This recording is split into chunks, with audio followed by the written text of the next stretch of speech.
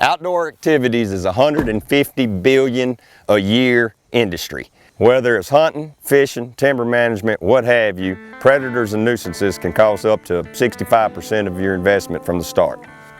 And that's why they call us. Welcome to Down South Trappers.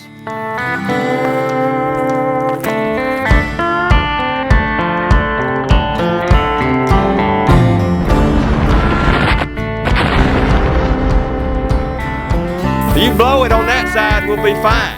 All right, we're just sitting on the beaver dam. We're gonna set up with this and we're gonna use explosives and remove the beaver dam.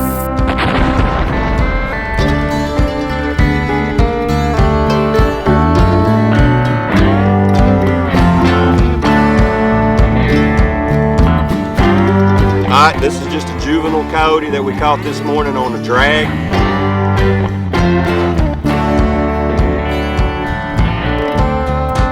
This is a nutria. It lives in the swamp with the beavers.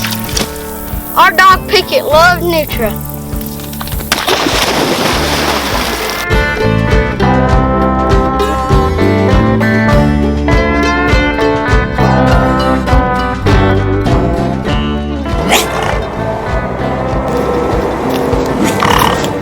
I can't get it in the camera. Alright, behind me, and you notice I don't get near as close to these as I do the coyotes. I don't want to turn my back to it. Really the only animal that we deal with much, maybe an otter. It scares the living daylights out of me. Another thing I want to show is that cat's been in there. This is the foot it was caught on. But there's no damage to the foot. It's just the hair was laid down a little bit. He's intact completely. Didn't break the skin, didn't scratch him, didn't do anything.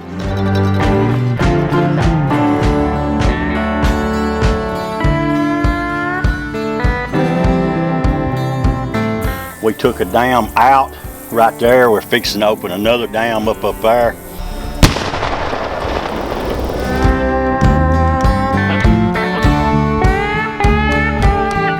See now, we got water coming through here. What I showed you a while ago that was dry, it's now filling up from water. We just removed the beaver dam up there.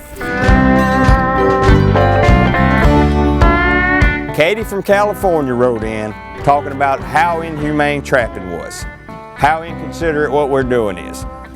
We're going to educate Katie right here. This is a coyote trap that we catch a lot of our coyotes with. It's a coil spring trap, just like what you'll see throughout the show. It's not that big of a deal. That's it right there. It does sting a little bit on the initial pop, but we're good after that. Coil spring, they're good to go.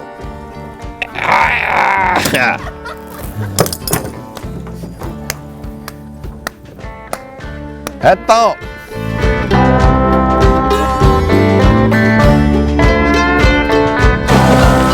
Cover broke. Come back to the truck. Cover stopped up. Yeah. Whew.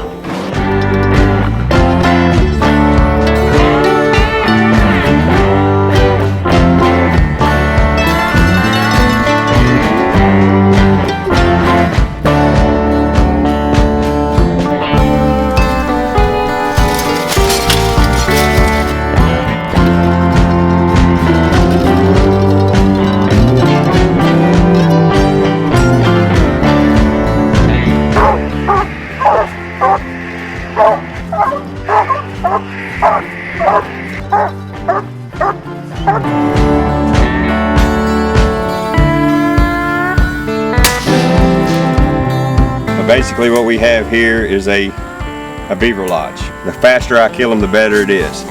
So I've got Picket, the bulldog. I'll set the trap and then Picket's gonna go in the back door and he'll either drag them out for me or they'll try to leave through the front door and hopefully I get them in the H stand. Where that? Go get in there. Get in there. Get him, Picket. Get him, Picket. Come on. He ain't home, is he?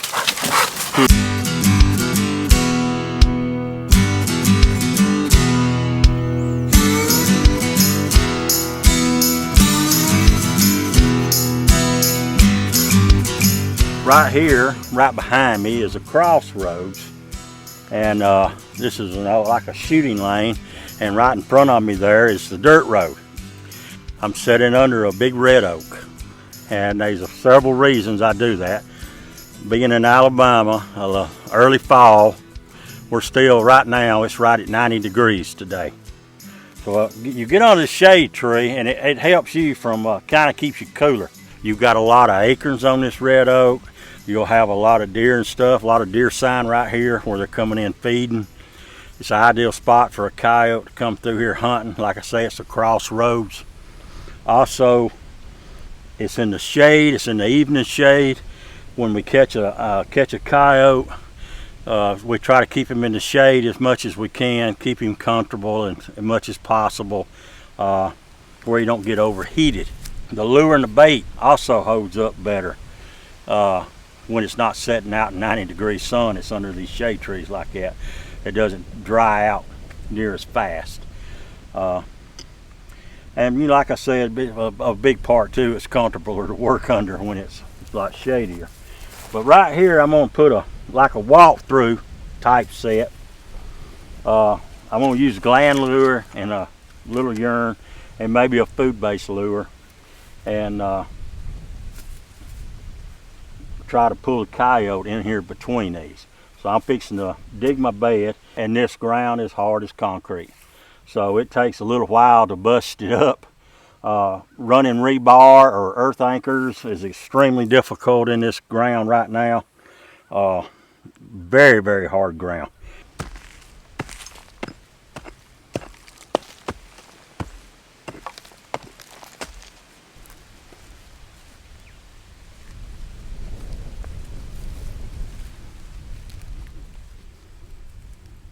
As you see, when I busted this ground up, this is what we got right here. Good old prairie dirt in Alabama. Like I say, you could shoot it out of a slingshot. Very hard ground. Kind of filling in a little bit underneath it with what little dirt I got here to work with.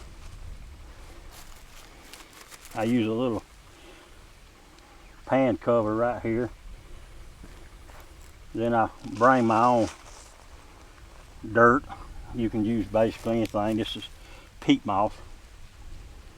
Kind of work it down in there a little. Then you bed your trout. Work it in good. We don't want it to wiggle none. Alright, getting some of the local dirt I just dug up.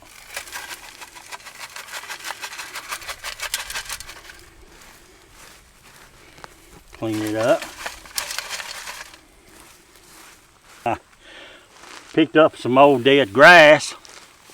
Kind of hide this chain a little bit. This chain, the dye and all is gone off of it. Done caught some coyotes with it. It's on a drag there. Kind of hide it out a little. Alright, this is several ways you can do this. I'm gonna put a little punch hole right here.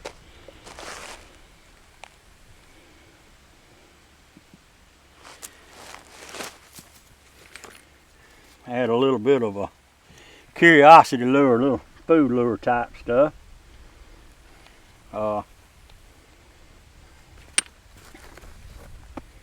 Use a little coyote gland lure on stick. Lucky here it goes up in this hole pretty good. I get a little coyote urine and put a little here, there, and strong stuff. They have no problem finding it. And plus, all this is like an eye appeal too. Next to this road right here, the coyotes will be able to see it and plus smell it. I like to use several kind of sets when I'm working a place, and this is just one of several that I do use.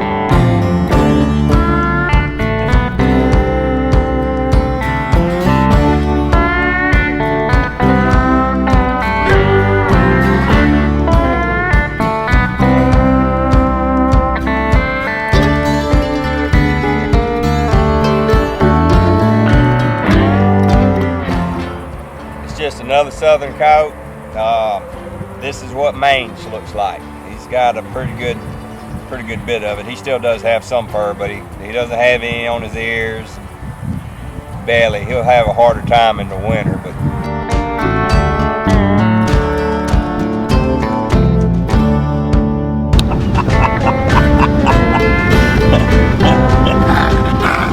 this is the not so glamorous part of being a trapper in the South. We do have an explosive license, which a lot of the times we use for dam removal, but this piece of property that we're on here, it's just dam after dam after dam after dam. The fun part of this is that a cottonmouth's favorite spot to lay is down in these dams. When we get to digging them out with a tater rake, which is just exactly what it is, a potato rake, a lot of times we unearth them and they come up on us, and when the current starts actually coming through the dam, a lot of times the cottonmouths come down through it. So it's just a constant struggle with the snakes. See a lot of other cool stuff come down the creek too when it gets to going, fish, what have you, but snakes is what we're concerned about.